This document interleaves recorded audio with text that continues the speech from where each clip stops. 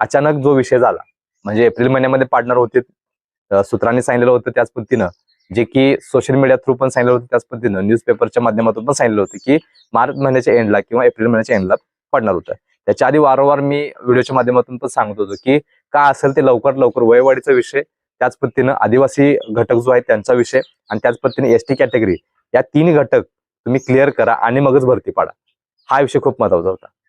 पण त्यांनी केलं उलटच. कोणतेही प्रश्न न सोडवता पाठीमागे दिलेल्या ज्या त्यांनी हे होते आदेश होते त्याचं कोणतेही पालन न करता 1 ऑक्टोबरला, गेल्या वर्षाच्या 1 ऑक्टोबरला आधी तात्काळ सूचनाकडून 1 दिवसामध्ये रिक्त जागेचा आढावा मागणारे देवेंद्र फडणवीस होते किंवा संबंधित व्यक्ती होते. हे कोणाच्या सांगण्यावरून नव्हते, एवढं समजावं पाहिजे. मग 1 दिवसामध्ये जर तुम्ही रिक्त जागेचा अहवाल मागू शकताय, तर तुम्ही 1 महिन्यामध्ये भरती पाडू शकत नाही. साधं साधं गोष्ट आहे. मग तुम्ही का पाडलं नाही? बरं, तुम्ही दिलेल्या सूचनांचं काय? तुम्ही दिलेले ज्या काही भूलतापा होत्या किंवा जे गाजर दाखवलेलं होतं त्याचं काय? पुढं काय होणार लक्षात ठेवा. स्पर्धा एवढ्या मोठ्या प्रमाणात वाढायला लागलीत.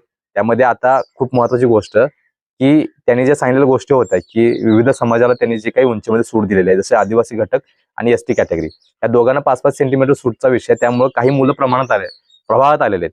जवळजवळ 2 लाख मुलं या महाराष्ट्रातील या एका संधीमुळं ही प्रवाहात आलेले आहेत, आणि ह्या प्रवाहात आल्यामुळं ही स्पर्धा वाढलेली लक्षात ठेवायचं. म्हणजे 15 लाख होती तर 17 लाख, 17 लाख 18 लाख एवढी मोठी कॉम्पिटिशन होणार आहे, आणि जागा मात्र 17,000 पासून त्या 10,000 पर्यंत, म्हणजे जरा कमी 50% कॉम्पिटिशन ही स्पर्धेतली अजून वाढलेली लक्षात